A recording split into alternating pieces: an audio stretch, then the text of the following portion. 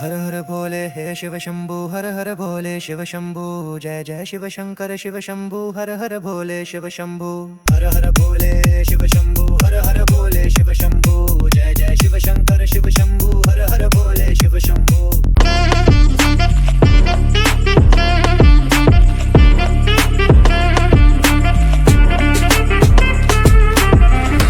Welcome to my channel Nomadic के दोस्तों, भीमाशंकर और त्र्यंबकेश्वर ज्योतिर्लिंग के दिव्य दर्शन के बाद आज हम चल पड़े हैं उज्जैन महाकालेश्वर ज्योतिर्लिंग की ओर। लंबा सफर होने की वजह से बीच रास्ते में एक छोटे से प्यारे से ढाबे पर हमने रुककर गर्मा गर्म खाना खाया। हमारे ड्राइवर साहब को बहुत भयानक भूख लग गई है। तो भाई जहाँ भूख इतनी तगड़ी लगी इनको कि जहाँ रोका वहीं रोक दी गाड़ी जहाँ मन किया वहीं गाड़ी रोक दी। तो भाई बेसिकली ये है ट्रक वाला ढाबा। देखो दूर दूर तक सिर्फ ट्रक ही ट्रक दिख रहे हैं, ठीक है। लेकिन ऐसी जगहों पे खास बात क्या होती है ना कि आपको दाल फ्राई और खाना बहुत अच्छा मिलता है। तो मेरा तो मेन खाना जो होता है रास्ते का ना, मैं दाल फ्राई ही प्रेफर करता हूँ क्योंकि टेस्ट अलग अलग ही, मतलब हर दाल फ्राई अलग अलग लगती है। क्या कहते हैं जो चीज़ आप? बिल्कुल सही बात है। गाड़ी तुमने यहीं क्यों रोकी? जो पहले देख गया वही रोक दी मैं तो। हो गया कुछ खतरनाक भूख लगी थी। अरे कुछ ज़्यादा है यार, सुबह 8 बजे नाश्ता किया मैंने, तो अभी तो खाया नहीं, केड़ी को तो खा के बैठे बीच में, इसलिए ज़्यादा भूख लगी तब रुके। देखिए अभी भी भाई मैं उतना ही खाऊंगा जितना खाता हूँ। मेरा साथ कुछ अलग ही हिसाब था। कहते हैं ना अजीब जानवर है, कितना भी खा ले भूखा ही रहता है। तो अपने साथ वही हिसाब था। अभी समोसे मैंने खाए थे पंचवटी में, बट अगेन फिर से भूख लगी है मुझे, फिर से खाते हैं। बस वेट कर रहा हूँ अभी दाल फ्राई का। देखते हैं ये दाल फ्राई, इस होटल की दाल फ्राई कैसी होती है। हाँ बहुत बढ़िया। ढाबे की मिट्टी की खुशबू, ताजी रोटियों की महक और वहां की सादगी ने सफर की थकान ही मिटा दी। तो भाई अपना फेवरेट खाना ढाबे का आ गया है, दाल फ्राई और तंदूरी रोटी। शक्ल से तो बहुत अच्छी लग रहा है कि हाँ बहुत टेस्टी सब्जी होगी। नमक तेज है।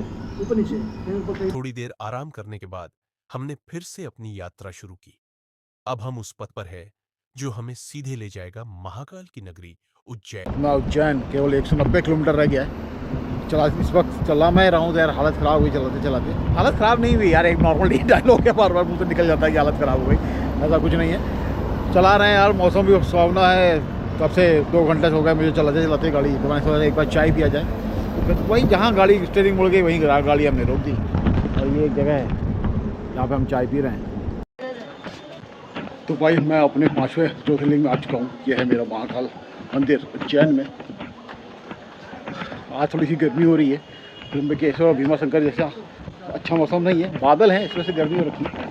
रास्ता तो अच्छा दिख रहा था, बट अभी अचानक रोड पे कहाँ से आ गया।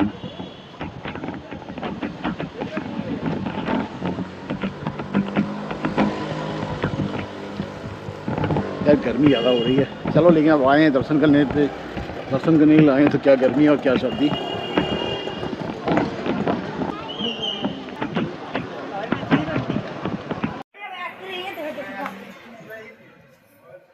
यहां महाकाल की भस्म आरती का दर्शन कर लेने से जीवन के सारे दुख मिट जाते हैं और भक्त को मोक्ष की प्राप्ति होती है।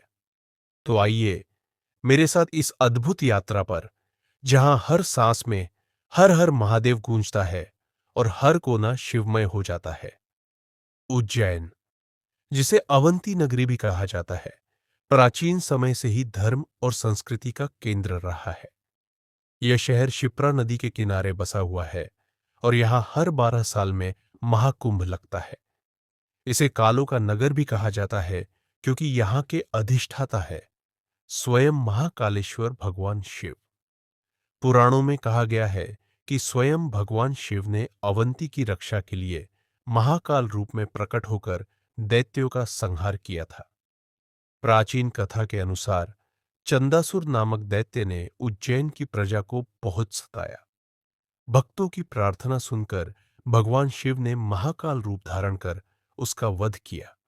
इसके बाद भक्तों की प्रार्थना पर शिवजी ने लिंग रूप में यहां वास किया और कहलाए महाकालेश्वर। विशेषता यह है कि यहां का लिंग स्वयंभू है, यानी धरती से प्रकट हुआ है।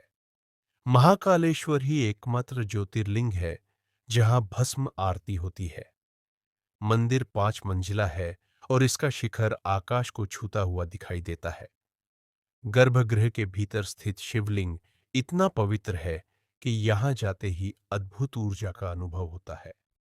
नीचे महाकालेश्वर, ऊपर ओंकारेश्वर महादेव और नागचंद्रेश्वर महादेव विराजमान है। नागचंद्रेश्वर का दर्शन वर्ष में केवल नाग पंचमी के दिन होता है। भस्म आरती महाकाल मंदिर की सबसे विशेष पूजा है। प्राचीन काल में यह आरती शव संस्कार की भस्म से होती थी। अब गोबर की पवित्र भस्म का प्रयोग होता है। सुबह 4 बजे शुरू होने वाली इस आरती को देखने के लिए भक्त रात से ही लाइन में लग जाते हैं।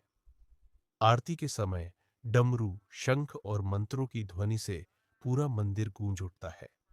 ऐसा लगता है मानो स्वयं महाकाल अपने भक्तों के बीच विराजमान हो। जैसे ही आप मंदिर में प्रवेश करते हैं, हर जगह हर हर महादेव की गूंज सुनाई देती है। गलियारों में लगी दीपमालाएं और धूप गंध की खुशबू से वातावरण शिवमय हो जाता है। गर्भगृह तक पहुंचते ही लगता है कि समय थम गया हो। महाकालेश्वर के शिवलिंग पर जल और बेलपत्र चढ़ाते ही मन अद्भुत शांति से भर जाता है। स्कंद पुराण में कहा गया है कि महाकालेश्वर के दर्शन करने से अकाल मृत्यु नहीं होती। पितरों की मुक्ति के लिए भी उज्जैन महाकाल की पूजा का विशेष महत्व है। भक्त मानते हैं कि यहां आराधना करने से भूत, पिशाच और ग्रह दोष का निवारण होता है। दोस्तों, उज्जैन महाकालेश्वर ज्योतिर्लिंग की इस अद्भुत यात्रा ने हमें शिव के उस स्वरूप से मिलवाया जो काल का भी काल है। अगर आप कभी उज्जैन जाई तो भस्म आरती जरूर देखें और महाकाल का यह अद्भुत अनुभव जीवन भर के लिए संजो लें। दोस्तों, महाकालेश्वर ज्योतिर्लिंग के दिव्य दर्शन करने के बाद हमारी यात्रा यही समाप्त नहीं होती, क्योंकि अब शुरू होने जा रहा है एक ऐसा अनुभव जो आपको सीधे ले जाएगा महाकाल के इतिहास और उनकी अद्भुत लीला की ओर। यह है महाकाल 5D शो, जहां विशेष तकनीक के जरिए आप देखेंगे, सुनेंगे और महसूस करेंगे उस युग को जब स्वयं भगवान शिव महाकाल के रूप में उज्जैन में प्रकट हुए थे। तो आइए, तैयार हो जाइए इस अनोखी यात्रा के लिए, जहां आंखों के सामने जीवंत होगा इतिहास, आस्था और भक्ति, और हर क्षण आप खुद को पाएंगे महाकाल की छाया में।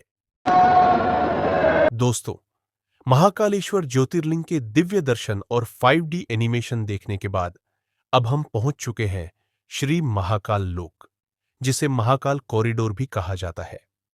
करीब 900 मीटर लंबा यह भव्य कॉरिडोर मानो हमें सीधे प्राचीन भारत की संस्कृति और भगवान शिव की अनंत लीलाओं से जोड़ देता है। यहां दोनों ओर फैली हुई विशाल मूर्तियां और शिल्पकला हर आगंतुक को मंत्रमुग्ध कर देती है।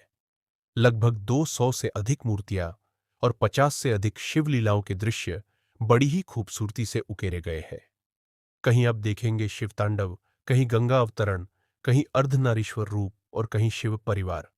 विशाल द्वारों, संगमरमर की नक्काशी और दीपों की रोशनी से सजा यह कॉरिडोर रात के समय और भी अद्भुत दिखाई देता है। जब मंद हवा बहती है और मंत्रोच्चार की ध्वनि गूंजती है तो लगता है मानो आप स्वयं कैलाश की यात्रा कर रहे हो। महाकाल लोक केवल एक धार्मिक स्थल नहीं, बल्कि यह भारत की आस्था, कला और इतिहास का जीवंत संगम है। हर कदम पर आपको महसूस होगा कि महाकाल केवल उज्जैन में नहीं, बल्कि हर भक्त के हृदय में विराजमान है।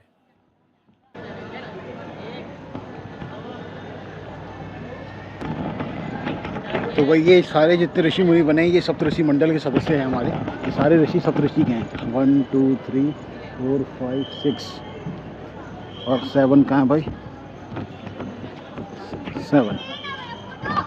तो ये 7 ऋषियों के समूह सप्तऋषि तारामंडल भी बोला जाता है। आसमान में एक आप देखोगे तो एक 7 या क्वेश्चन मार्क टाइप का एक तारामंडल एक होता है, यूं करके बना होता है। उसी को सप्तऋषि तारामंडल बोला जाता है। तो ये उन्हीं के प्रतीक हैं।